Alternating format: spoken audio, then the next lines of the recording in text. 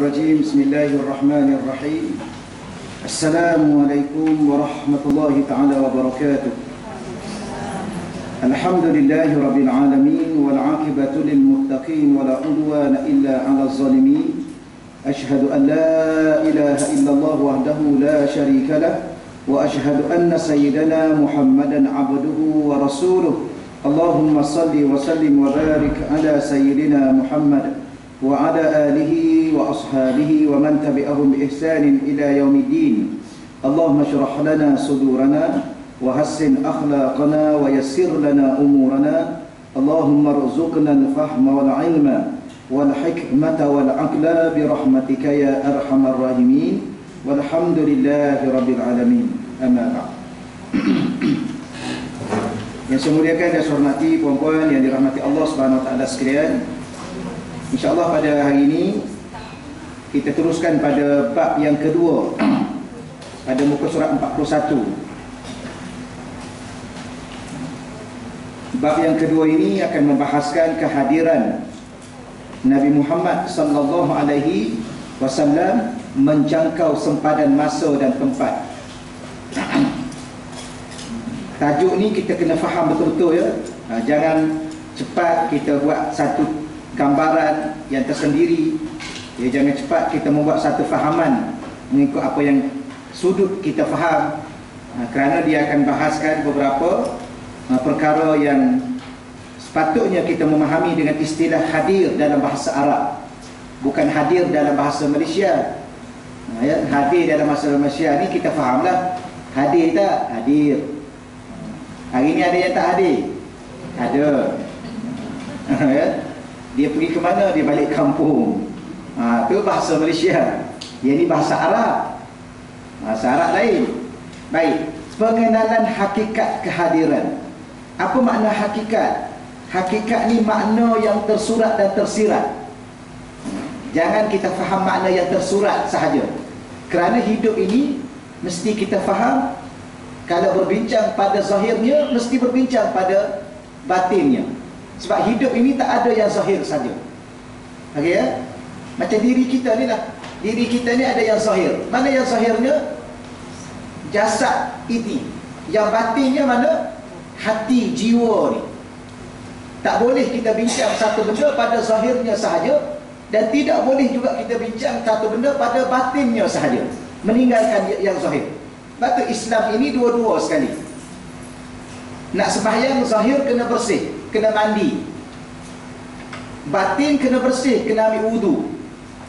Zahir nak kena rukuk dan sujud, batinnya nak kena khusyuk.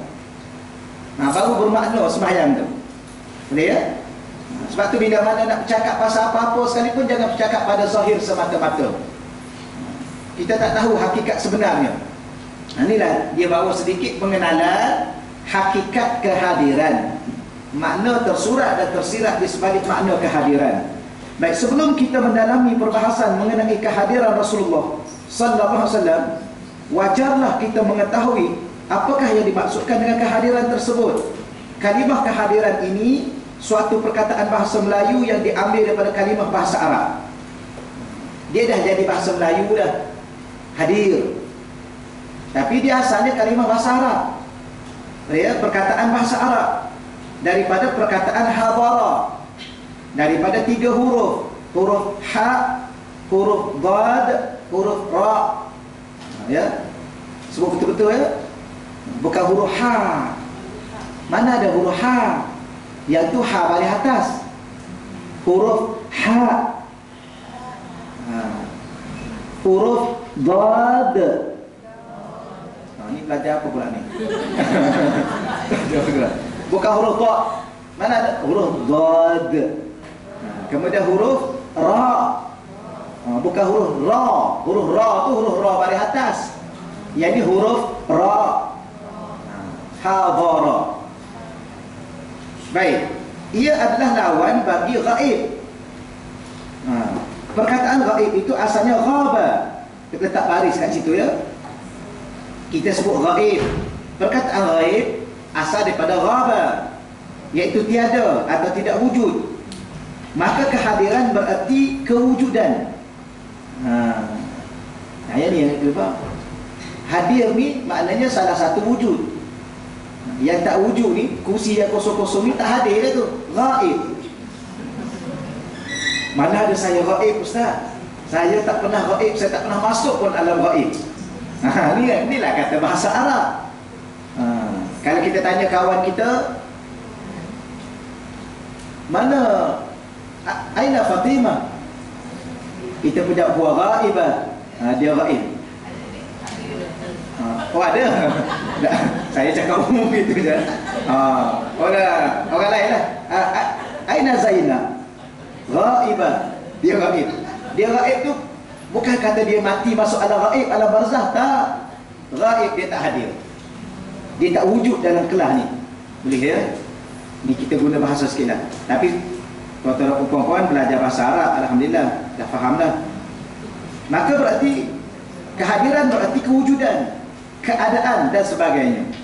Demikian juga maknanya dalam bahasa Melayu, antara makna hadir ialah ada. Ya. Itu kamus Dewan edisi keempat. Antara perkataan yang sinonim dengan perkataan hadir adalah wujud, ataupun ada, ataupun muncul, ataupun terbit dan sebagainya. Jadi hadir tu sendiri ada 4 makna paling-paling kurang. Makna pertama wujud, makna kedua ada, makna ketiga muncul, makna keempat terbit. Jadi mesti guna perkataan hadir ini pada tempat-tempat yang sesuai dengan kehendak maknanya. Ya? Kita kata Rasulullah hadir dalam hidupku. Ini bahasa. Apa makna Rasulullah hadir dalam hidup? Rasulullah ada dalam kehidupan kita. Dulunya dia ada. Sekarang apa ada? Ada. Apa yang ada? Ajarannya. Ingatan kepadanya. Boleh ya? Kalau orang Arab dia bercerita, inti hudur fi qalbi. Walaupun kawan tu duduk rumah dia. Pernah bercerita ya? Tak pernah? Mana boleh tak pernah? Duduk dengan suami dia buat apa? Kau tak cerita. Cuma tak apa saya nak bagi tahu. Ni ada orang bercerita ni, kawan tu duduk rumah dia tu, kat Johor Bahru. Dia duduk kat mana? Pulau Kelang ke apa? Apa itu menung, mak tanya kenapa pula? Dia sentiasa hadir dalam hatiku. Apa makna hadir tu? Muncul dalam hati, terbit dalam hati. Hadir itu bahasa Arab. Bolehlah ya? Baik, kehadiran itu tidak terbatas kepada kehadiran fizikal semata-mata. Itu bahasa Arab. Kalau cakap hadir, jangan faham hadir pada fizikal. Boleh ya? Semata-mata. Kerana jika dikatakan bahawa kita merasai kehadiran Allah dalam kehidupan kita, sudah pastilah ianya tidak merujuk kepada kehadiran fizikal. Kerana zat Allah Azza wa Jalla bukan sesuatu yang fizikal, bukan jasmani, atau bukan juga terbatas kepada tempat. Cuma pada makna ingatan hatinya, hudur fi qalbi. Allah itu hadir dalam hidup kita, adalah hati kita. Hadir di segi mana? Dari segi rasa rindunya, rasa cintanya, rasa ingatnya, rasa gerunnya, rasa keagungan dan segala-gala rasanya. Baik, seseorang juga dikatakan hadir dalam kehidupan kita secara tidak langsung. Jika kita saya nak guna bahasa lagi ya, ada orang ni dia hadir dalam hidup kita, maka kita pun kadang-kadang kita menulis apa? Warkah-warkah cinta ke apa? Terima kasih kerana engkau hadir dalam hidupku. Maka sekarang hidupku cukup bermakna di atas kehadiranmu. Ya, kawan tu duduk rumah dia, bukan duduk dalam bilik. Kita duduk dalam bilik kita menulis kan, tulis WhatsApp apa, lepas tu send kat dia. Apa makna tu? Itulah makna yang kita sedang bincang pada hari ini. Hadir dalam sebuah kehidupan, yang mana kehidupan itu makin bermakna, makin bermakna, makin bermakna. Baik ya? Baik, jika kita mengingati sentiasa, walaupun dia berjauhan daripada kita dari sudut fizikalnya, ingatan kita terhadap seseorang adalah kehadiran minimum orang tersebut di sisi kita, di mana dia hadir dalam ingatan dan fikiran kita. Nah, itu bahasa Arab guna perkataan hadir. Ya. Baik, seseorang yang mendoakan saudaranya di belakang saudaranya, ya, Ada saudara se-Islam dengan kita, kan kita selalu doa pada dia. Allahumma ighfir lana dzunubana wal walidina warhamhum kama rabbawna shighara wa li jami'il muslimina wal muslimat. Seluruh orang Islam. Adakah orang Islam itu bersama dalam masjid? Tidak, ada yang duduk masjid lain, ada duduk di rumahnya, ada duduk di pasarnya. Tapi kita doa. Maka seseorang yang mendoakan saudara se-Islam dengannya, saudara itu maknanya saudara se-Islam ataupun saudara darah daging, di belakang saudaranya berarti telah menghadirkan saudaranya dalam doanya. Okay, ya? Begitu juga dua orang yang saling berutus surat dan bertanya khabar, berita antara mereka. Berarti mereka berdua hadir dalam kehidupan temannya masing-masing. Begitu luas makna kehadiran, sehingga kita tidak perlu menyempitkan pada makna kehadiran jasmani semata-mata.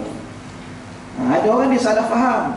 Bila mana kita kata Rasulullah hadir dalam majlis, dia ni syirik ni sesat ni. Mana boleh Rasulullah hadir, dia dah mati. Orang ni tak faham bahasa. Tuan pergi mengaji bahasa. Ada kelas bahasa. Pukul 11 kan? Kelas bahasa Arab. Ustaz Firdaus. Lepas ni siapa-siapa yang tak faham bahasa Arab, tunggu sekejap mengaji bahasa. Kalau tidak, duk sibuk nak sesatkan orang. Orang berbahasa. Ni apa ni? Itu yang saya kata, kalau tidak search ni lama dah sesat. Dia nak berbulan madu di atas pelangi. Ini sesat ni. Ingat tak lagu dia? Alhamdulillah. Saya dengar, saya nak dengar bahasa. Bahasa dia. Siapa dia yang penulis lirik yang perempuan tu? Yang memang Hafsah. Memang bahasa dia. Memang bahasa dia tinggi. Itulah. Puan tak minat bahasa. Tak nak bahasa, berbahasa kenapa? Saya tak minat usah bahasa, habis guna bahasa apa? Ada waktu indahnya puan-puan, subhanallah, Allah Subhanahu Wa Taala ni memang Tuhan yang sempurna. Maka segala apa yang ada ni, cuma kita tak belajar, maka tidak merasai seluruh sudut kesempurnaan tu. Cuma kadang-kadang puan-puan dalam bidang ekonomi kan, itu bahasa-bahasa ekonomi kan. Orang politik ada bahasa-bahasa politik. Orang apa-apa dia ada bahasa dia. Maka sekarang kita berbicara tentang bahasa dengan Rasulullah. Batu yang menjadi masalah dalam masyarakat kita, puan-puan sekalian, kita terlalu cepat menghukum orang. Inilah kegagalan ustaz mungkin, kegagalan ahli-ahli ilmu mungkin dalam memahamkan masyarakat umum, yang mana akhirnya ustaz sendiri suka menghukum, jadi masyarakat pun suka hukum orang. Yang ni sesat, yang ni kafir, yang ni munafik. Habis siapa yang ni berimannya? Yang bercakap tu.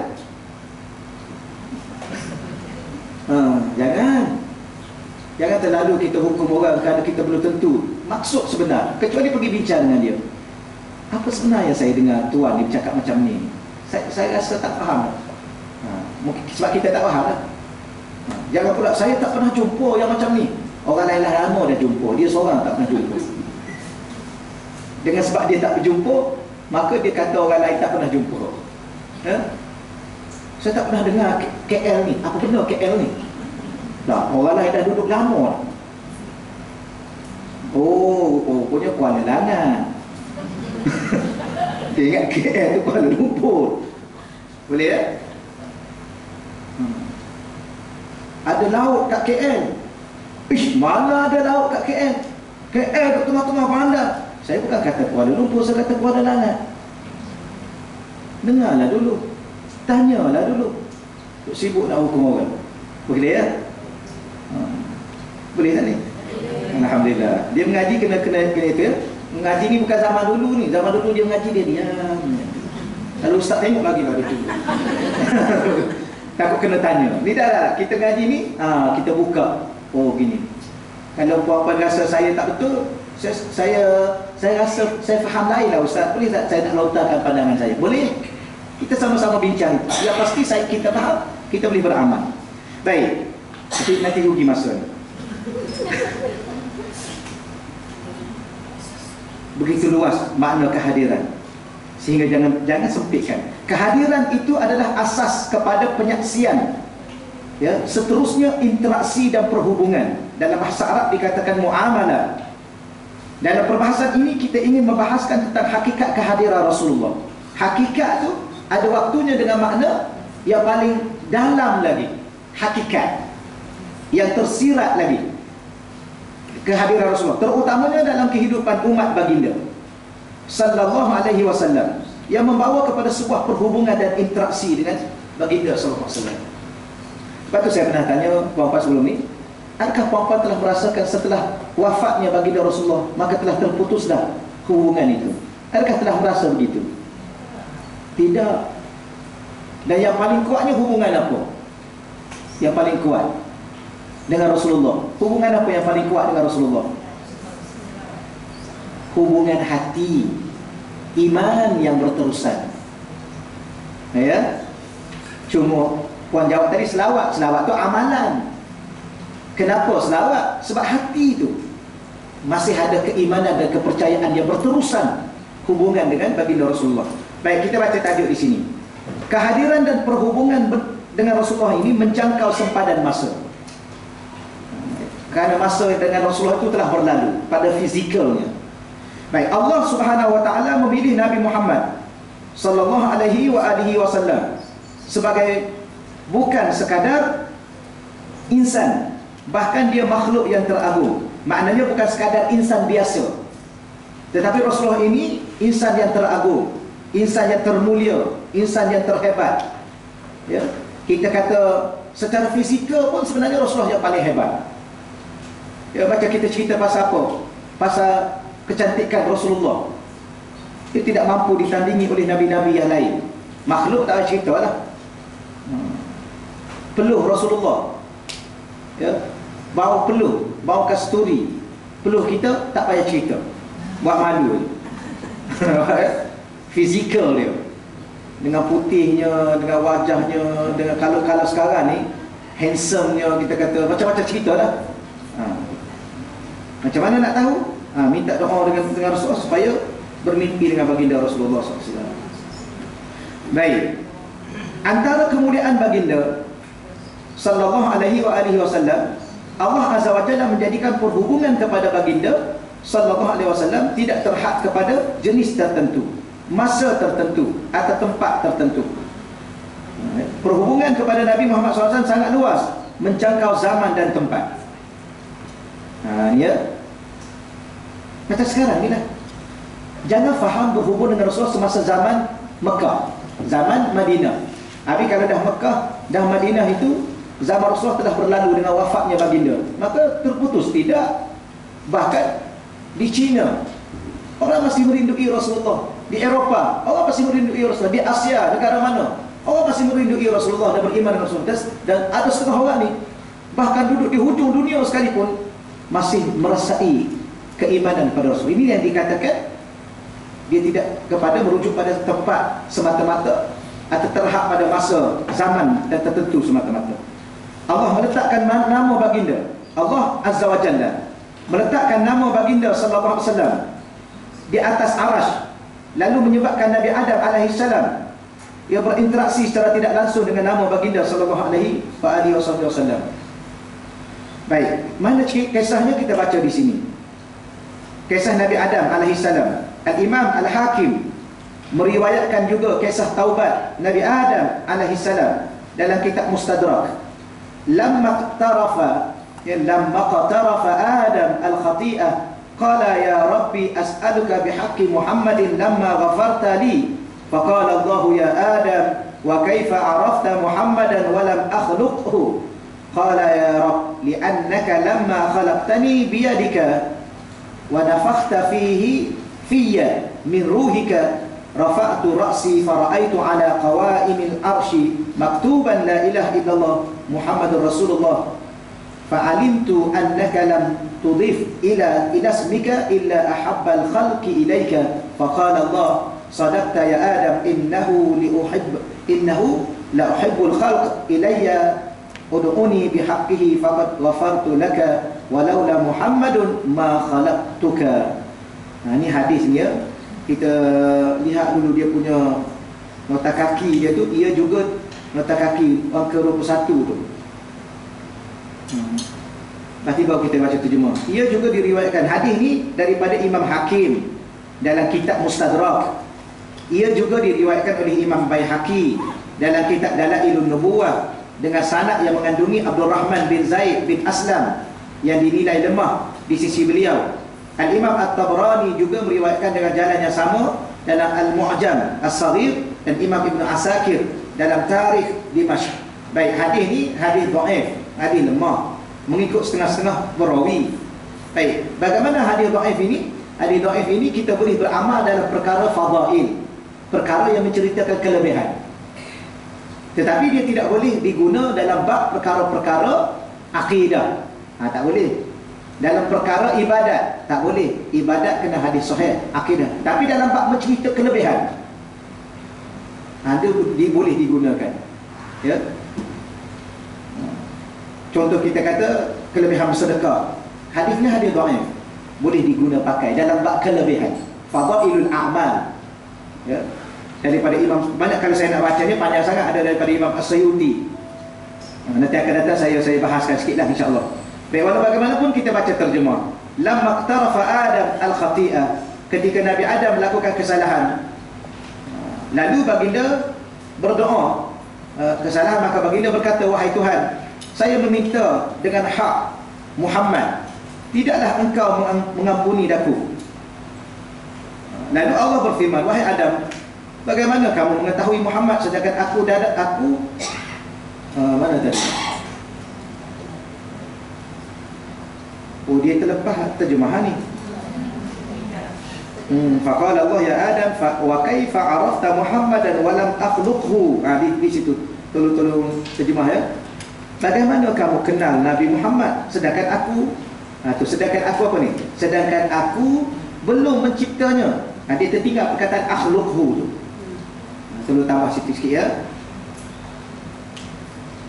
Lalu Nabi Adam menjawab, ya Rabbi li'annaka lam khalaqtani biyadika. Wahai Allah, demikian kerana ketika kamu menciptaku dengan kekuasaanmu, yad kekuasaanmu, lalu engkau meniup padaku daripada rohmu, maka aku mengangkat kepalaku dan melihat kepada qawaimil arsy. Aku lihat kepada tiang-tiang arash, maktuban, dan tiang-tiang arash itu tertulis la ilaha illallah Muhammadur Rasulullah. Di situ. Okey ya? Maka Nabi Adam kata apa? Maka saya mengetahui bahawa engkau tidak menisbahkan kepada namamu illa ahabbal khalqi ilaika, melainkan kepada makhluk yang engkau paling sayang sekali. Faqala Allah, lalu Allah kata, sadaqta, benar kamu wahai Adam, ya innahu, sesungguhnya baginda ialah makhluk yang paling disayangi di sisiku. Ya, kata Allah, doalah dengan hak baginda, iaitu baginda sallallahu alaihi wasallam, sesungguhnya aku telah mengampunimu. Maka jika bukan, walaula Muhammadun ma khalaqtuka, kata Allah dalam hadis kursi, walaula Muhammadun, kalaulah tidak kerana Nabi Muhammad ini, ma khalaqtuka, aku tidak akan mencipta engkau wahai Adam. Okey ya. Dia begini puan-puan, Quran, dalam Quran tu ada Muhammadur Rasulullah. Quran tu qadim, sejak azali lagi. Mana dulu Quran dengan Nabi Adam? Kalau kita tanya Quran sebab Quran tu qadim. Apa makna qadim? Dah ada sedia kala. Apa makna ada sedia kala? Dah ada sejak awal lagi, dan adanya tidak ada permulaan. Nantilah akan datang nanti kalau habis buku ni, tak tahulah bila kan. Dah cerita pasal habis dah. Kita akan baca tentang tauhid. Kita belajar tauhid. Okay, saya akan bawa kitab Akidah Tahawiyah contohnya. Kita baca bagaimana kita memahami kalam Allah. Ramai lagi di antara kita yang belum cukup memahami kalam Allah. Bagaimana Allah berbicara, dan bagaimana bicara Allah itu, adakah ada permulaan dan sebagainya. Tapi pada bagaimanapun saya nak bagi tahunya, bila mana berada di arash, ada kalam Allah yang tertulis sejak azali lagi, la ilaha illallah Muhammadur Rasulullah. Ya? Maka itulah di antara kisah yang disebut oleh para alim ulama. Ada setengah menerimanya, ada setengah tidak menerimanya. Itu terpulang pada diri masing-masing lah. Cuma apa yang saya nak sebut, bahawa hadis ini salah satu pandangan. Kalau Imam Dan dia riwayat daripada Imam Hakim, riwayat daripada Imam Baihaqi. Cuma di sana, di dalamnya ada seorang sahaja di antara banyak-banyak perawi itu, namanya Abdul Rahman bin Zaid bin Aslam. Maka dengan sebab dia tu ada, hadis tu jadi agak lemah. Dia macam sapu muka lah puan-puan. Sapu muka ni, ramai dah orang tak sapu muka akhir-akhir ni. Ulama-ulama dulu, tuan-tuan guru kita yang tua-tua, ingat tak tuan guru kita yang beromo sekarang ni? Dia sapu kepala dengan doa. Ada doanya, bukan kata sapu saja-saja. Maka hadis tadi, ada hadis tak? Ada. Dikatakan iza sadda, Nabi ni apabila sembahyang, apabila selesai sembahyang, yamsahu yadahu yumna, Nabi sapu dengan tangan kanan dia ala ra'si, dia daripada kepala dia kepada muka, dan baca satu doa, bismillahirrahmanirrahim, la ilaha illallah warahmanir rahim, Allahumma azil anni hamba wal hazan. Itu antara doa dia. Tapi orang sekarang ni dia tak nak beramal dah. Dan ada ustaz-ustaz menolak hadis tersebut. Hadis tersebut ialah dia jadi khilaf. Ada sebahagian ulama kata hadis tu dhaif. Sebab ada seorang perawi nama dia Zaid Al-Ammi, Zaidul Ammi. Kenapa Zaid ni? Sebab Zaid ni dia lemah sikit ingatan dia. Tapi ada ulama kata Zaid tu tidak lemah ingatan dia. Maka ada setengah ulama kata hadis tu sahih kerana Zaid tu tidak lemah. Ada setengah ulama kata hadis tu lemah dengan sebab ada Zaid tu. Jadi bukan hadis tu pada asalnya lemah, perawi tu. Sampai kepada tempat, contohnya daripada atas ni, daripada sekian, okey lagi. Maka orang pada tahap ini beramal lagi dengan hadis ni kerana hadis ni masih hadis yang sahih. Tapi bila mana ke bawah lagi sampai pada kita ni, ada yang perawi seorang tu yang lemah. Lemah tu mungkin ingatan dia kurang sikit. Ya. Bukan kerana perangai dia buruk. Memang dia diperawi dengan akhlaknya, dengan ilmunya. Cuma tahap ingatan dia agak kurang sikit. Tak pada dengan dia nak panggil apa ya? KPI. Kita nak orang yang perawi tu akal dia 100%, ingatan dia. Tapi ada perawi ni, dia bukan jadi melupa macam kita. Kita ni pelupa, bukan perawi. Kita tu samalah, saya dengan puan-puan samalah. Letak apa? Letak dompet. Baru 5 minit letak. Nampak tak? Orang macam ni tak boleh jadi perawi. Ia akan menyebabkan hadis tu sebab kita lemah hadis. Jadi tak boleh meriwayatkan hadis. Ni dengan sebab ada Abdul Rahman ni seorang, hadis tu turun taraf. Tapi adakah sampai dia jadi palsu? Tidak. Yang ni kadang-kadang masyarakat kita ini terkeliru. Terkeliru tu dengan sebab itulah juga ustaz-ustaz yang tak mahir dalam bidang ini. Termasuk saya. Saya tidak mahir dalam bidang ini. Cuma kita belajar, kita boleh maklumkan umum. Kalau nak detail, anda kena belajar dengan ahlinya. Tapi dunia sekarang ni ada ustaz-ustaz, dia bukan dalam bidang hadis sekalipun, dia suka bercakap. Dia membajak di tanah orang. Habis dia bajak. Ya. Orang nak tanam ubi tak payah bajak, buat batas-batas itu je. Dia bajak macam nak tanam padi. Boleh ya? Tahu tak ni semua ni?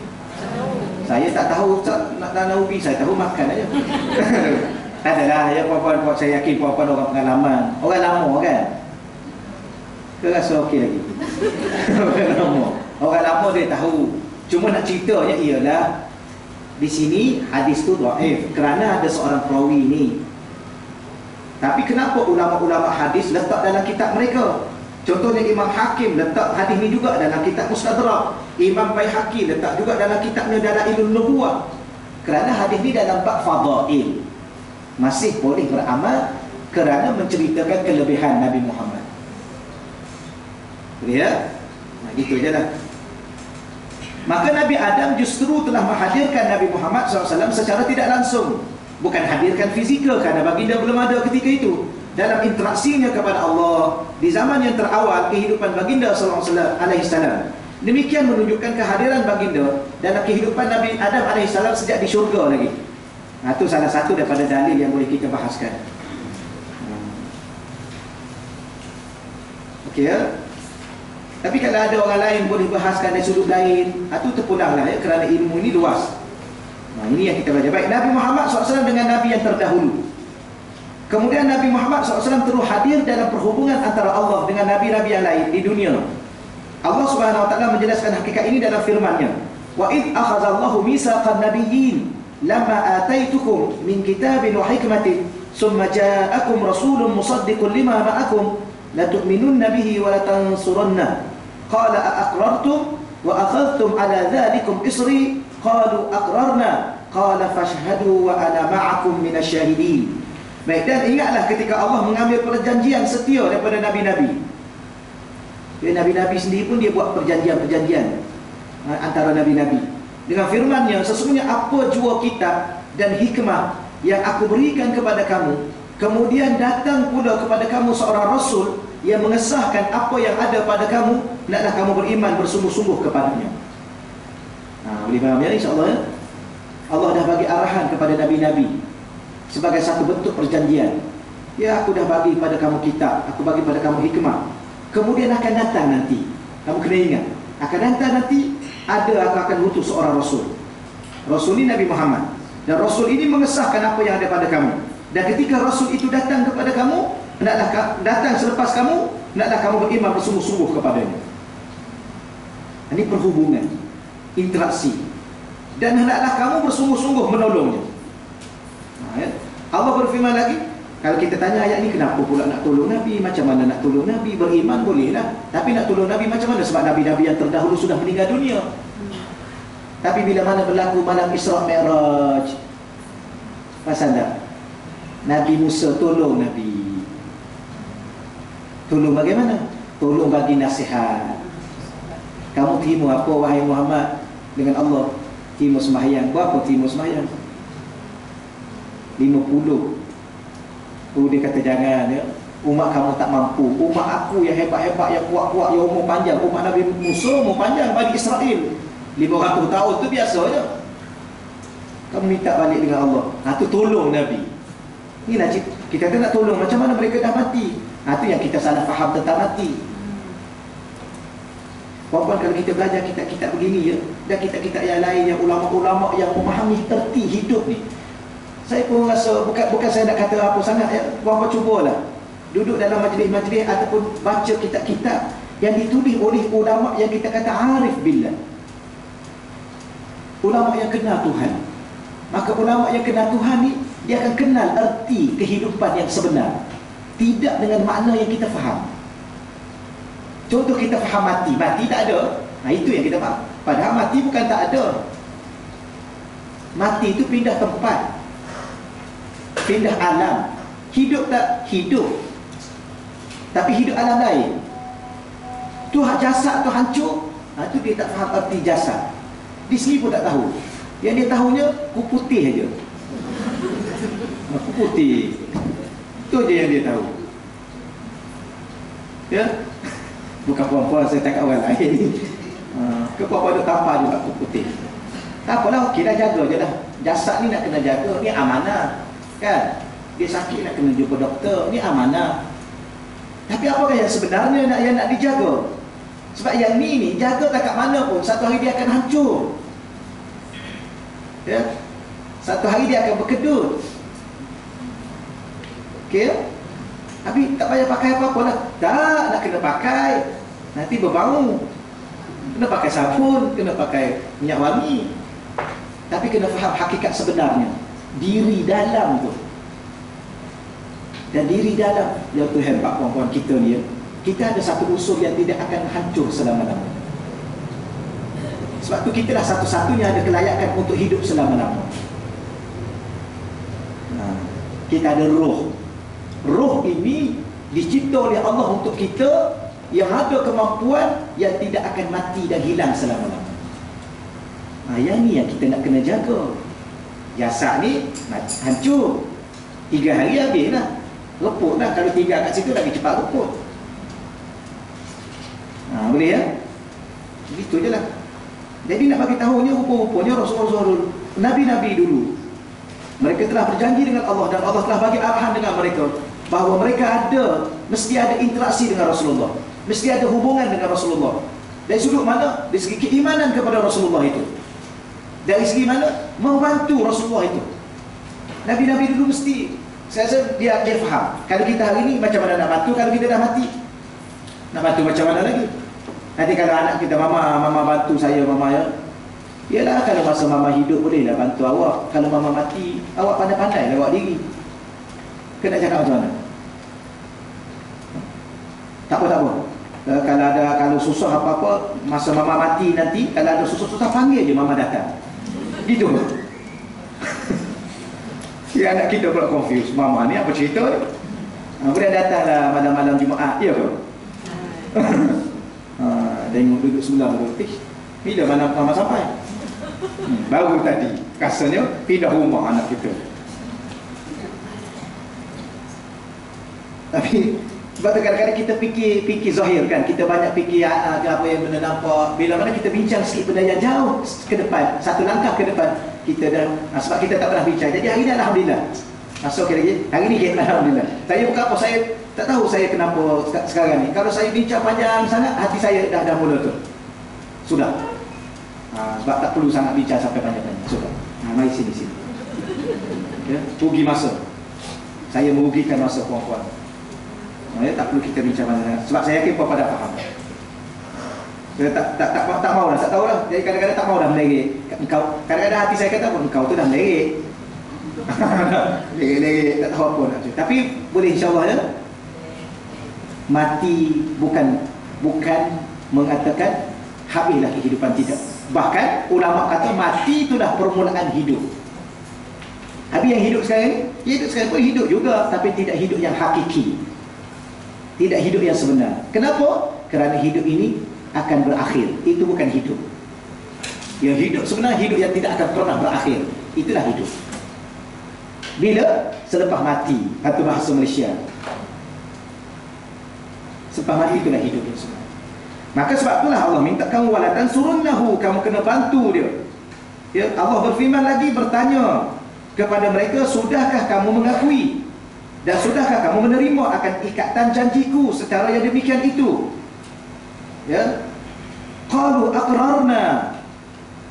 Qala fashhadu wa ana ma'akum minasyahidin. Lalu mereka menjawab, nabi-nabi itu menjawab, kami berikrar, mengakui dan menerimanya. Aku berfirman lagi, Allah berfirman lagi, jika demikian maka bersaksikanlah kamu dan aku juga menjadi saksi bersama-sama kamu. Ini nak mengatakan bahawa Allah telah membuat satu perjanjian hubungan kehidupan sesama nabi-nabi. Walaupun ada yang datang kemudian, ada yang dapat awal, yang terdahulu, tapi mereka tetap berhubungan, berinteraksi di antara satu sama lain. Sebab tu masa Nabi nak jumpa Allah di Sidratul Muntaha, Nabi itu nak pergi ke situ, nabi-nabi lain pergi sembahyang dengan Nabi di mana? Baitul Masjid Al-Aqsa. Kan Nabi sembahyang, Nabi jadi imam malam tu kan. Yang ni semua orang tak boleh ketika mana-mana ustaz sekalipun yang mengaji tentang Isra' Mi'raj, hadisnya hadis sahih. Nabi jadi imam kepada nabi-nabi lain. Kata dah mati dah. Kenapa pula pergi jadi sembahyang kat situ?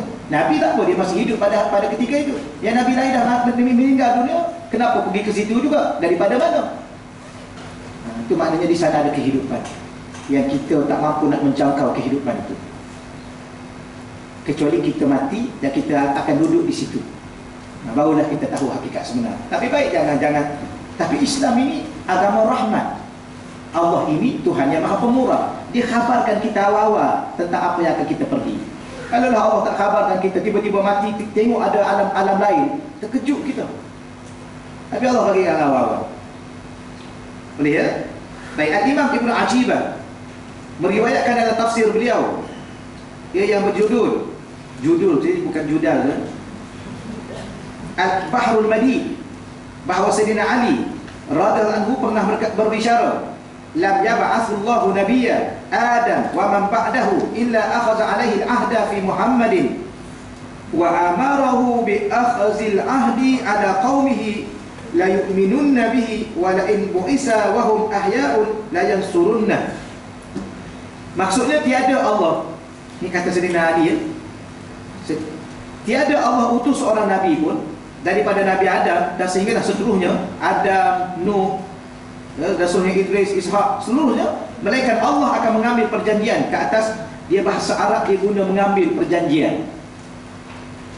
Bahasa Malaysia apa? Mengadakan perjanjian ataupun membuat perjanjian. Arab berguna akhaza. Akhaza ambil. Artinya akhaza. Akhazal ahd, ambil perjanjian. Ya, masing-masing bila mana dah ambil, nak kena pegang perjanjian itu. Amanah menjaga perjanjian itu. Tapi bahasa Malaysia membuat perjanjian. Buat-buat tinggal. Ya? Kita buat perjanjian, kemudian tinggallah perjanjian tu sebab dah ada dah kertasnya. Dia dengan cara dia, kita dengan cara kita. Tapi Arab guna akhazah. Dia ambil perjanjian kita, kita ambil perjanjian dia. Kita jaga amanah betul-betul perjanjian yang kita ambil dengan dia. Dia pun ambil perjanjian dengan kita tu, dia jaga betul-betul. Sebab dia dah ambil dah. Tengok bahasa Arab. Maka mengambil perjanjian ke atas mereka tentang Nabi Muhammad SAW. Lalu Allah memerintahkan agar Nabi tersebut mengambil perjanjian daripada kaumnya.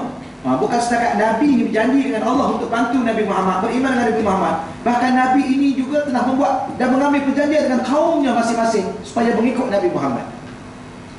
Tengok Nabi apa? Nabi Yaqub. Ingat tak dalam surah Baqarah? Wa wassa biha Ibrahim banihi wa Yaqub ya baniya innallaha astafa lakumuddin wa la tamutunna illa wa antum muslimun. Ingat tak ayat tu? Tak ingat? Alhamdulillah. Tak ingat pun Alhamdulillah, ingat pun Alhamdulillah. Macam mana bukan kita yang boleh ingat kan? Sebab tak pernah hafal. Wa wassa biha Ibrahim banihi, telah mewasiatkan Nabi Ibrahim bani kepada anak cucunya. Wa Yaqub, dan Nabi Yaqub juga mewasiatkan kepada anak cucunya. Innallaha astafa lakumuddin, Allah telah pilih kepada kamu agama. Dalam agama ni kamu tak ada hak nak memilih. Kamu rasa suka Kristian, kamu pergi ke Kristian. Kamu suka Buddha, pergi kepada Buddha. Kamu suka Hindu, kamu pergi Hindu. Tidak ada hak untuk kamu memilih agama. Ya? Dan apa makna agama? Agama itu cara hidup. Maka kamu tidak berhak memilih cara hidup. Kenapa tidak berhak? Kenapa? Sebab kamu tak tahu kamu nak hidup macam mana. Puan-puan, kita sebenarnya kita sendiri pun tak tahu kita nak hidup macam mana kan? Tahu tak? Ada orang nak hidup sebagai raja. Bila mana dah jadi raja, dia kata rupa-rupanya tak seronok jadi raja. Tadi nak jadi raja. Ya Pak Ustaz, saya tak pernah pun nak jadi raja. Alah, nak jadi raja sehari pun nak jadi raja tu. Raja sehari. Nak jadinya raja. Kan? Tu orang nak jadi raja. Sehari pun okey lah. Tu kita pun bagilah kat dia raja sehari. Betul? Ada orang nak jadi masyhur. Dia nak jadi apa, selebriti. Pokoknya bila mana jadi selebriti, tak bagus lah jadi selebriti. Pergi sana orang kenal, pergi sini orang kenal. Tak apa? Tak ada privacy. Habis dulu kata nak jadi. Nak jadi apa lagi?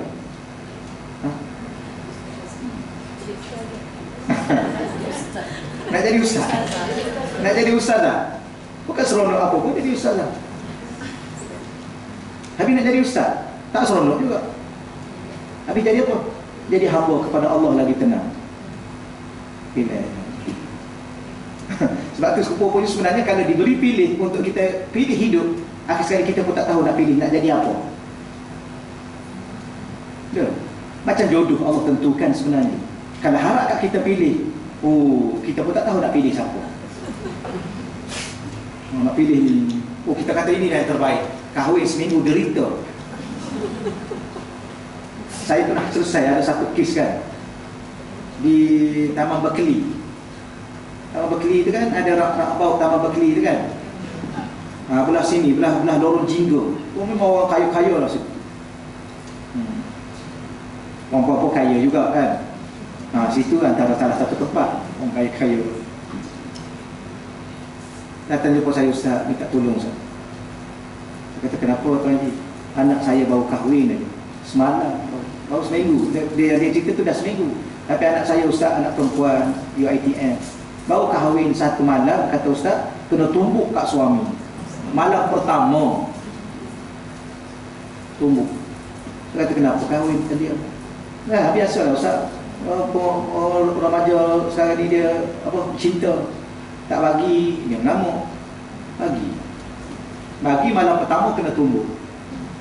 Malam kedua pegang gini, umbat kat pintu. Budak lelaki kita orang Johor. Jangan salah faham ni orang Johor ya. Allah astagfirullah. Dia orang Johor juga rasanya. Haji. Allah.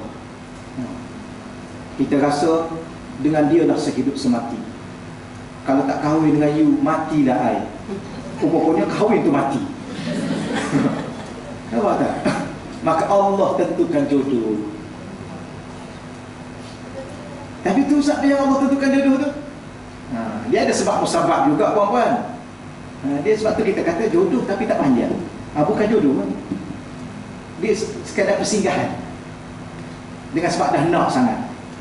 Kalau kita tanya betul-betul nak ke masuk neraka? Tak nak. Tapi ada orang ni dia nak sebenarnya. Dah Allah pun bagi dah nak. Allah ke pemurah.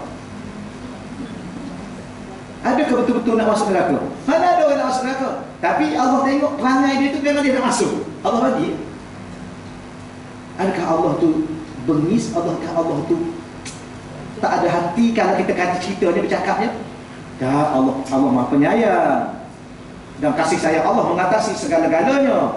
Rahmat Allah mengatasi segala-galanya. Tapi kenapa Allah human juga orang neraka? Dah dia nak masuk. Allah ke pemurah? Kamu tak masuk. Sama tadi dah nak sangat. Mak ayah larang tak dengar. Mak ayah larang pula bergaduh dengan mak ayah. Allah bagi ya. Biar tahu. Tahu dah. Mana pertama kena tumbuk. Pecah cermin ni. Puan nak bawa macam mana kalau anak perempuan?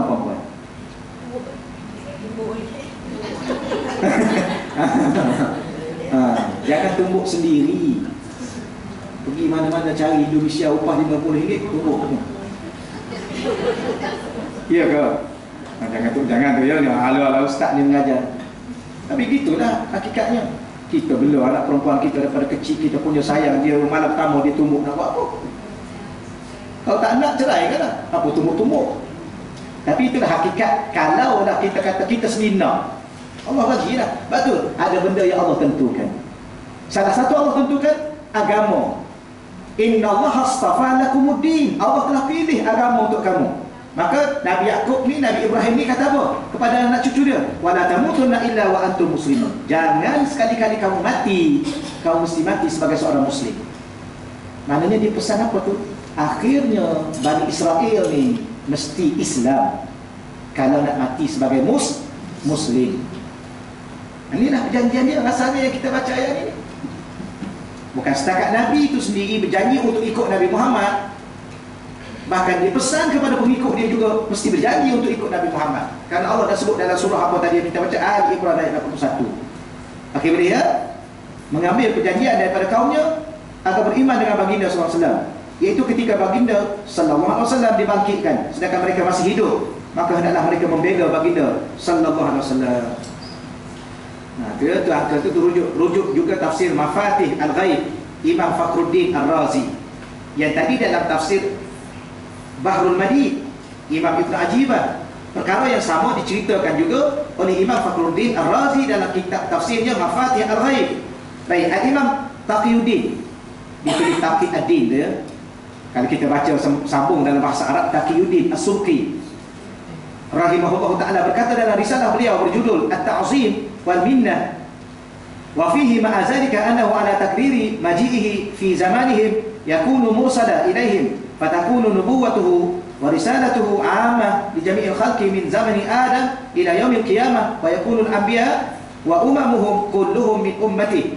Pada ayat ini, ayat yang kita baca sekejap tadi, maka mereka menafsirkan ayat itu. Maka pada ayat ini Imam Taqiyuddin mengatakan bahawasanya perkiraan kehadiran Nabi Muhammad sallallahu alaihi wasallam pada zaman mereka, iaitu pada ada nabi lain sebagai utusan Allah kepada mereka, menunjukkan bahawa kenabian dan kerasulan baginda sallallahu alaihi wasallam bersifat umum bagi keseluruhan makhluk daripada zaman Nabi Adam alaihissalam sehingga hari kiamat. Bahkan para nabi dan umat-umat mereka adalah termasuk daripada umat baginda sallallahu alaihi wasallam. Ini antara pandangan Imam Taqiyuddin As-Subki. Kalau nak kira sebenar-benarnya seluruh umat ini adalah umat Nabi Muhammad. Keluasan, jangkauan keluasan. Mana dalil tadi? Ayat Quran yang kita baca tadi. Kamu kena tolong Nabi, kamu kena bantu Nabi, kamu kena berjanji bahawa kamu kena jadi pengikut Nabi. Maka mereka kata fashhadu wa'ad, ya, qalu aqrarna, kami berikrar wahai Allah. Maka kalau nabi-nabi itu dah berikrar nak ikut Nabi Muhammad, bagaimana dengan umat yang dia sudah tentu akan ikut sama. Itu dari segi yang tersirat. Kena faham betul-betul ni mengaji ni. Okey ya. Apa ada setengah orang dia mengaji, sebab tu puan-puan belajar ni Imam Syafi'i kata ada 6 syarat. 6 syarat belajar. Saya tak nak bagi tahu 6 ya. Nampak macam nak tulis 6 lah. Syarat pertama tulus zaman. Tapi walaupun tak tersusun, masa nak kena panjang. Tulus zaman. Kalau kita terjemah tulus zaman, ni bahasa Arabnya sepanjang zaman. Tul ala tul. Terus, berterusan zaman itu. Betul. Sampai bila? Sampai mati. Belajar daripada kecil sampai mati. Selagi mana tak mati belajar. Kerana ilmu ni subhanallah. Imam Syafi'i kata, iza zada al-ilmi zada jahli. Apabila semakin bertambah ilmuku, bertambah jahilaku. Bahasa Malaysianya, makin belajar makin tak tahu. Itu bahasa Malaysia. Kan? Imam Syafi'i kata, apa Imam Syafi'i ni? Makin bertambah ilmu, makin bertambah jahil. Dua-dua kau bertambah. Itu bahasa Arab. Bahasa Malaysianya kata, makin mengaji makin tak tahu, makin mengaji makin tak tahu, makin banyak tak tahu. Tapi sebenarnya kita ni apa yang tahunya? Sebenarnya memang kita banyak tak tahu pun. Cuma tak sedar je diri tu. Sama dah saya pun. Dah orang panggil ustaz, oh rasa banyak ilmu. Ya ke banyak? Itu yang saya kata, kalau kita ni tentang diri kita pun tak tahu. Kita duk rasa kita tahu, tapi diri kita tu pun kita tak tahu. Betul? Lepas ni nak pergi mana balik? Nak balik ya ke balik? Kita kata nak balik, kemudian dapat call. Mak sakit dah, bergegar kita pergi. Kata nak balik. Belum tahu ni, kita dah tahu dah. Mak nak call. Suami nak call kita. Kita kata nak balik rumah, tiba-tiba suami telefon kita. You kat mana ya? Dia tolong datang sini sekejap, pancik dah. Tahu?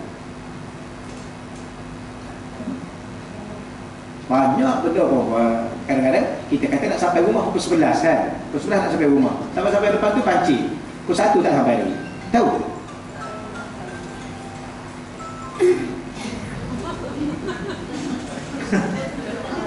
Pasal kereta sendiri pun tak tahu. Nak tahu pasal kereta orang. Pasal diri sendiri pun tak tahu. Nak tahu pasal diri orang. Ini yang dunia pun tak tahu lagi. Nak tahu alam barzakh, akhirat. Gitulah kita.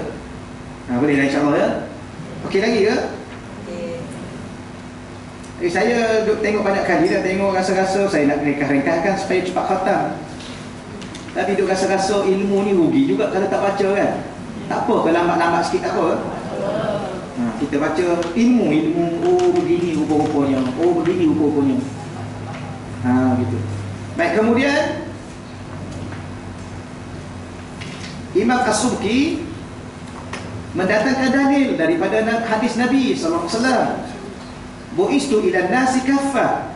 Bu'istu, saya diutuskan ilan nas, kepada manusia, kaffatan, secara keseluruhannya. Ini hadis ini riwayat daripada At-Tabrani dalam Mu'jam Al-Kabir, dan diriwayatkan juga oleh Imam Aisami dalam Kashful Asar. Baik, maka Imam As-Subki menguraikan hadis ini, muka surat 46 tu. Dia kata la yakhtassu bihi an-nas min zamanihi ila yaumil qiyamah bal yatanawalu man qablahum ayda wa tabayyanu bizalika makna qawlihi kuntu nabiyyan wa adam baina ruh wal jasad. Kuntu, baginda sallallahu alaihi wasallam tidak dikhususkan kepada manusia pada zaman baginda sallallahu alaihi wasallam sehingga hari kiamat, bahkan merangkumi juga manusia sebelum mereka. Perkara ini jelas dengan makna sabda Nabi sallallahu alaihi wasallam, saya seorang nabi sedang Adam masih ada ruh dan jasad. Antara ruh dan jasad. Masih antara ruh dan jasad. Nabi Muhammad ini dilantik sebagai Nabi. Dia gini puan, dulu saya dengan puan-puan, kalau saya cakap satu benda, ini tolong teliti ya. Saya dengan puan-puan dan kita dengan makhluk manusia yang seluruhnya yang ada ni, sama ada dia Nabi ke dia Rasul ke dia siapa, dari segi rohnya sama wujud. Ya. Lepas tu saya dengan puan-puan, yang menyebabkan puan-puan tu agak berumur pada jasad, kerana puan-puan lahir dulu, maka jasadnya lebih berumur. Ya, siapa suruh lahir dulu? Kan? Tak ada lah tu. Jadi dari segi jasad memang dia berbeza umur, tapi dari segi roh sama. Di mana? Di alam arwah. Kan ketika itu Allah himpunkan roh, Allah cipta roh, Allah himpunkan roh ini. Maka ada ayat Quran, Allah bertanya kepada roh, alastu bi rabbikum? Qalu bala syahidna. Ni selalu usah-usah kita dah baca ni. Allah tanya ketika itu kepada siapa? Kepada roh kita. Bila? Di alam roh ini. Dan sekarang ni pun ada alam arwah. Kubur tu alam roh, alam barzakh tu alam arwah. Sebab tu kita buat tahlil. Yang nak buat lah, yang tak nak buat tak payah. Tak payah bertengkar lah. Ya. Ni dia bertengkar pasal tahlil. Lepas tu makan tak? Tahlil tak mau. Makan dia duduk-duduk itu. Kita jamuan kat belakang kan, tahlil kat depan. Dia tak mau. Tak apa, tak ada masalah. Kita pun jangan tuduh dia apa-apa. Yang dia pula jangan tuduh yang buat tahlil tak apa-apa. Kecil aja benda tu. Ya. Lagipun benda tu harus. Ada benda tak ada dalil kata haram, tak ada dalil kata suruh. Habis harus. Ada tak Nabi kata haram buat tahlil? Tak ada juga pun.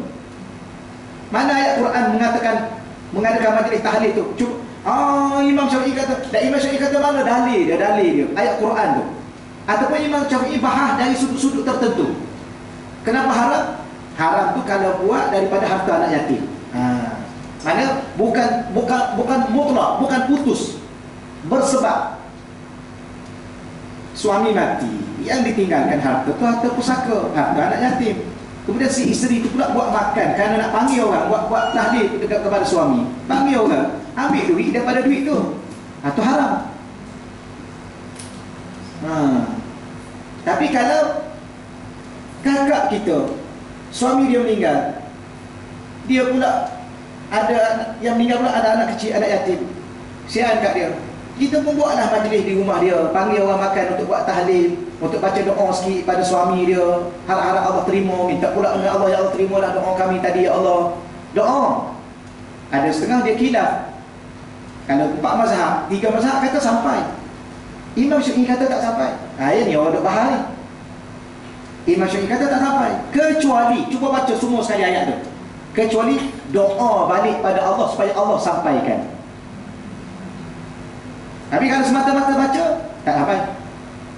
Kerana itu ibadah kita buat, kita yang baca. Tapi ya Allah, kalau ada manfaat pahala. Pertama pahala, yang kedua manfaat pahala. Macam pertama duit, yang kedua manfaat duit.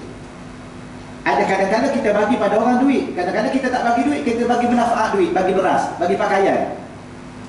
Okey ya?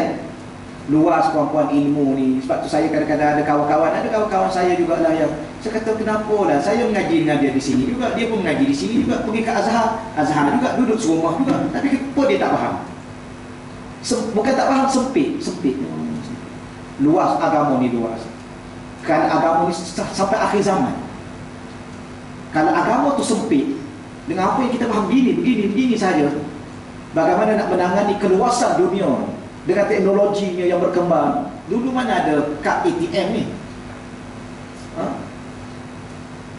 Kemudian kad ATM pula dia panggil apa? Ya, yang kita beli dengan kad dulu ni.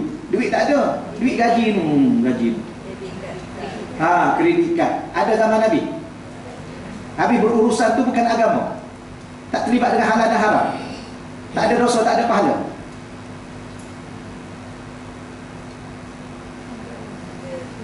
Habis kalau dosa pahala tak terlibat dengan Quran dan Sunnah. Luas puan-puan, luas agama ni. Sebab tu agama ni, sebab tu dia ada ijtihad. Ijtihad, ulama ijtihad. Dalam bab ni ijtihad. Maka salah satu dikatakan baca Yasin pada Jumaat, ulama ijtihad. Daripada duduk tengok TV, baik baca Yasin. Ustaz, kita kena baca surah Kahfi. Yang pandai surah Kahfi, bacalah surah Kahfi. Yang tak pandai, baca surah Yasin. Yang tak pandai lagi, tunggu orang baca Yasin. Apa masalah? Tak ada masalah apa. Tak ada. Dia duduk bertengkar tu buat apa? Bertengkar tu hukumnya haram. Tuduh orang tu hukumnya haram. Duk sibuk dengan doa kunut. Doa kunut ni apa? Imam Syafi'i kata sunat muakkad. Ada ustaz kata, ustaz tu ahli pada Imam Syafi'i. Ustaz tu kata tidak, bid'ah. Jangan bergaduh, nak baca. Tak baca pun sah juga sembahyang. Dia duk tuduh orang. Yang kita kena sibuk yang tak bangun subuh. Tapi pemikiran ustaz kita setengah-setengah tu lah mahu sekalian. Jadi kenapalah nak bergaduh? Kenapalah lontarkan satu benda dalam masyarakat yang kadang-kadang masyarakat menyebabkan pening masyarakat bergaduh sama-sama segi dengan masyarakat. Kenapa? Kenapa? Kenapa? Kenapa? Sudah-sudahlah. Biar sama-sama kita menghormati pandangan. Tak nak, tak payahlah. Sebab tu ada contoh yang saya kata tadi. Apa tu dia buat tahlil tu? Dia tunggu tempat makan lah. Tahlil tak mahu makan lah. Ada setengah tu kata sampai pada tahap makanan ni pun haram. Nah, tuan tu beli dengan duit halal, dia kerja halal, tiba-tiba kerana dia suruh baca tahlil jadi makanan dia haram. Jangan, kecil hati dia. Tak pandai nak hormat orang. Boleh, tahlil lain, makanan lain. Kan? Tapi tajuk apa dah kita? Itulah yang kata kalau dah boleh lagi. Tapi benda tu, faham ya? Apa yang saya nak sampaikan mesej pada puan-puan, sudah-sudahlah sesama Islam. Sudah-sudahlah. Harap-harap semua masuk syurga. Gitu. Nabi Muhammad mengharapkan semua masuk syurga. Tapi ada sebahagian pendakwah hari ini suka sangat dia humbangkan orang dalam neraka. Kenapa? Tanya lagi. Kenapa? Allah. Maka apa yang kita nak bahaskan tadi, Nabi kata apa? Nabi kata saya seorang Nabi, sedang Nabi Adam antara roh dengan jasad lagi. Di mana ceritanya? Ceritanya di alam arwah. Itu yang saya nak kita. Tapi nak cerita tadinya, yang mati itu di alam arwah. Maka di sana ada alam lain. Ya, ada alam apa? Alam arwah, alam roh. Alam ni banyak kawan. Yang kita, kalau kita nak bahas lagi, alam ni alam apa ni? Yang ni namanya alam al-mulk. Apa makna alam al-mulk? Alam nyata. Ada lagi alam malakut, alam ghaib. Yang dikatakan alam apa? Alam jabarut, alam-alam ketuhanan sana tu. Yang tu yang kadang-kadang jangan kita sempitkan sangat. Duduk nampak ya? Duduk kat mana USG? USG je ada, Shah Alam tak ada, Kelang tak ada, Puchong tak ada, USG je ada. Ya ke? Orang kata tuan-tuan kena pergi Terengganu. Mana ada Terengganu? Orang lama dah duduk, dah ramai dah orang kat sana. Sama juga kita duduk dalam bila mana orang cerita sikit, ya ke ni? Ni sesak ni. Jangan tunggu dulu. Mana boleh Nabi ni jadi Nabi awal-awal ni?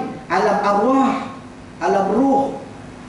Bahkan nama Nabi itu bila, nama Muhammad tu bila, nama Nabi Muhammad masa Nabi lahir, atuk dia bagi, masa tu nama dia dah, nama dia dah termaktub di dalam Al-Quran. Muhammadur Rasulullah. Muhammadur Rasulullah itu bila lagi? Azali itu lagi. Kan? Ada satu surah namanya surah Muhammad. Ada satu surah tu nama Al-Fatuh. Dalam surah tu kata apa? Muhammadur Rasulullah. Maka Nabi Muhammad ini Rasulullah. Bila lagi Rasulullah dia jadi Rasulullah? No. Sejak azali lagi no. Kenapa? Kerana Quran tu adalah qadim, azali. Bukan kata baru zaman Mekah tu. Kalau gitu Nabi Muhammad dulu jadi Rasul. Ya, sebab sejak azali Allah dah ijtihad dia Rasul. Sebelum Nabi Adam berada antara roh dengan jasad lagi, Allah dah sebut dah dalam Quran. Quran tu azali. Begitu hukum-hukumnya. Ustaz, itu yang kata kalau dari dalam tubuh Nabi Muhammad dulu kita kan? Roh lah roh. Bahkan roh kita pun ada ketika tu, cuma roh kita bukan roh Nabi. Roh kita roh orang Selangor. Tu orang Terengganu, tu orang Perak. Roh tu roh kita roh orang biasa. Satu saya tak faham. Ha. Dan masa kita dalam alam bumi ada perjanjian kita dengan Tuhan. Ya. Ya. Aku janji tu kali kita tak tahu, kita dah lahir tak tahu benda tu. Sebab tu kena mengaji. Dan bila mana kita mengaji, Janjikan dalam alam roh. kita kena mengaji. Salah satu belajar Quran. Bila mana kita belajar Quran, maka Quran sebutlah ayat tadi mengingatkan kita balik. Sebenarnya kita lupa puan-puan.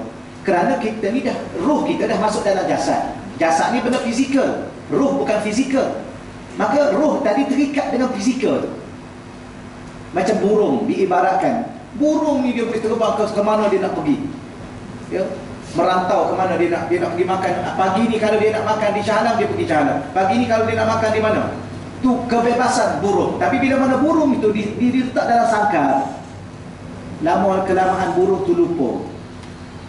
Di luar sana makanan jauh lebih sedap daripada apa yang Tuhan dia bagi tu. Sama je yang Tuhan dia bagi. Dia bagi apa? Bagi dedak. Makanan dia yang tu. Kita ingat dah di sana ada ulat. Ulat apa? Ulat macam-macam ulat dia boleh makan. Macam-macam serangga dia boleh makan kat luar tu. Tapi bila mana, tapi burung ni bila mana kita lepas dia balik pun, duduk sekitar sarang tu, kalau kita bagi belalang pun dia tengok.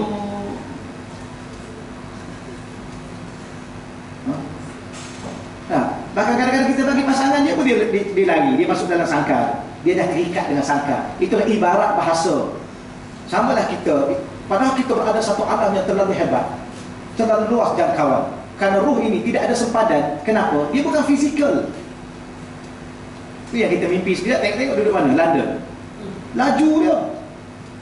Tapi oleh kerana dia terikat dengan badan ni, dengan jasad ni, jadi akhir sekali dia jadi perangai macam jasad. Dia fikir benda-benda yang terhad. Itu yang kita kena meningkatkan kerohanian tu. Dengan zikirnya, dengan sembahyang malamnya, maka roh jadi kuat. Yang mana roh boleh membebaskan daripada jasad ini. Bahkan yang tu yang kita kata wali-wali Allah ni dia terbang tu. Kenapa? Kerana roh ini ada kekuatan, dia mampu terbang. Tapi bila mana dia menguasai jasad ini, akhir sekali dia boleh mengangkat jasad itu untuk dibawa ke dia berjalan di atas air. Kenapa? Dia ada kekuatan. Kenapa? Kan ulama dulu sembahyang malam buat apa? Kadang-kadang mereka tak tidur. Kekuatan. Tadi yang akak tanya tadi, berjanji tu kita lupa. Cuma bila mana baca Quran, Quran ingatkan balik. Kamu pernah berjanji dengan aku dulu.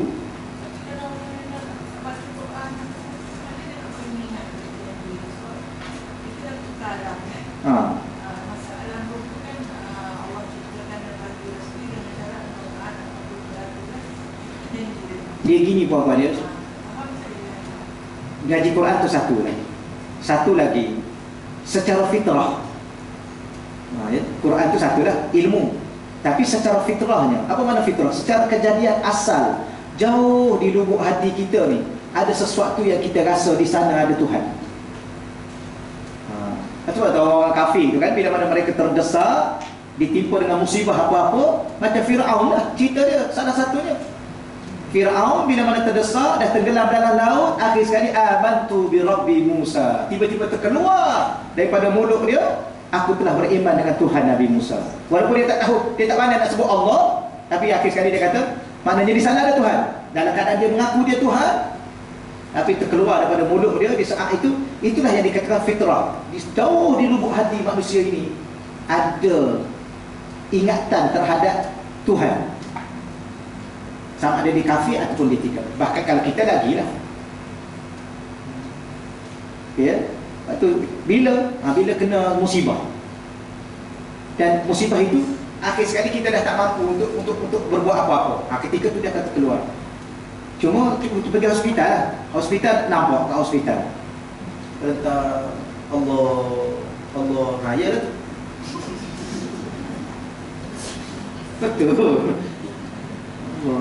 Bawa buah manggis, bawa buah apa, dulu dia suka lah buah apple. Kita bawa apple US tu, bukan apple India. Allah, tengok apple Allah.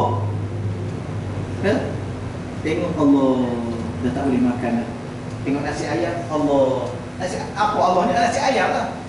Patutnya apple nasi ayam. Tak ada, tak. Itulah fitrah asal. Kadang-kadang tak sembahyang pun. Kan? Kita tengoklah. Yang tak sembahyang, yang kaki judi, yang kaki apa, tapi bila mana terlantar kat hospital, Allah, itulah fitrah asal dah keluar. Jadi kalau tidak baca Quran sekalipun, manusia ni secara asasnya, cuma ada orang ni namanya kafir. Apa makna kafir? Kafir tu dia tutup. Benda tu nak keluar dah, dia tutup. Nak keluar, dia tutup. Itulah kafir. Apa makna kafir? Kafir tu asal maknanya ialah biji benih yang diletak bawah tanah, ditimbus biji benih tu.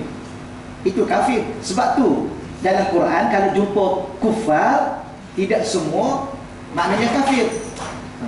Okay, kita dah biasa. Kufar ni maknanya apa? Kufar ni maknanya petani. Kufar juga makna kafir. Kufar juga makna petani. Kenapa kufar dengan makna petani? Kerana kufar pada asalnya orang yang menyembunyikan sesuatu dalam tanah. Sama juga orang itu. Sebenarnya dalam hati dia ada. Jauh di lubuk hati dia ada tentang ketuhanan yang sebenar. Tapi dia tutup. Maka kafir lah dia. Sama ada kafir itu kafir akidah atau kafir itu kafir nikmat. Dia tak mengakui ketuhanan. Pada hakikat sampai satu ketika, nak tak nak, suka tak suka, terpaksa keluar daripada jiwa halus dia ini, menyebut Allah. Wallahualam, kita insya-Allah. Kita berhenti situ dulu lah insya-Allah. 46. Jadi puan-puan kalau ada masa lah baca-baca sikit ya, baru mudah saya ringkas-ringkaskan. Kalau ada masa, tak ada masa, kita buka minggu depan pula lah. Biasa insya-Allah. A'udzubillahi minasyaitonirrajim. Puan-puan kita doa sikit kepada jemaah kita juga ya, puan-puan yang ada musibah supaya Allah membantunya insya-Allah. A'udzubillahi minasyaitonirrajim. Bismillahirrahmanirrahim. Wassalatu wassalamu ala asyrafil anbiya'i wal mursalin wa ala alihi wasajma'in. Allahumma shalli ala sayyidina Muhammadin tibbil qulub wa dawaiha wa afiyatil abdan wa shifaiha wa nuril absar wa diyaiha wa ala alihi wa sahbihi wa barik wa sallim. Allahumma salli salatan kamilah wa sallim salaman taman ala sayyidina Muhammadin alladhi tanhallu bihi al-uqad wa tanfarju bihi al-qurab wa tuqda bihi al-hawaij wa tunalu bihi al-raghaib wa husnul khawatim wa istasqal ghama wajhil karim wa ala alihi wa sahbihi fi kulli lamhatin wa nafasin bi adadi kulli ma'lumin lak. Allahumma anzil alaina wa 'alaiha ya Allah dawa'an min dawa'ik wa shifaa'an min shifa'ik wa rahmatan min rahmatik wa barakatan min barakatik ala hadhihi al-awja' wal amrad wal asqam fatabra bi rahmatika ya arhamar rahimin ya arhamar rahimin ya arhamar rahimin. Ya Allah, dan kami Kau turunkanlah kepada kami ya Allah dan kepada beliau ya Allah kesembuhan daripada kesembuhan-Mu ya Allah, penawar daripada penawar-Mu ya Allah, ubatan daripada ubatan-Mu ya Allah, rahmat daripada rahmat-Mu ya Allah, kasih sayang daripada kasih sayang-Mu ya Allah, sehingga menyembuhkan penyakit-penyakit yang ada dalam diri kami ya Allah, dan menyembuhkan penyakit-penyakit beliau ya Allah, menyembuhkan segala beban yang beliau tanggung ya Allah. Ya Allah, dan kami Engkau sembuhkanlah kami dan sembuhkanlah beliau ya Allah. Engkau sembuhkanlah beliau ya Allah. Engkau sembuhkanlah beliau ya Allah. Allah mashfi mardana ya Allah. Allah mashfi mardaha ya Allah. Allah masfih ajsadana ya Allah. Allah masfih ajsadaha ya Allah. Birahmatika ya arhamar rahimin ya arhamar rahimin ya arhamar rahimin. Allahumma innahum sa'aluna ma laysa indana wa huwa indaka katsirun ya Wahhab. Fahab laha shifaan ya Wahhab. Fahab laha dawaan ya Wahhab. Fahab laha rahmatan wa barakatan ya Wahhab. Ya arhamar rahimin ya arhamar rahimin ya arhamar rahimin. Wa sallallahu ala sayyidina maulana Muhammad walhamdulillahi rabbil alamin. Taqabbalallahu minkum ya karim. La hawla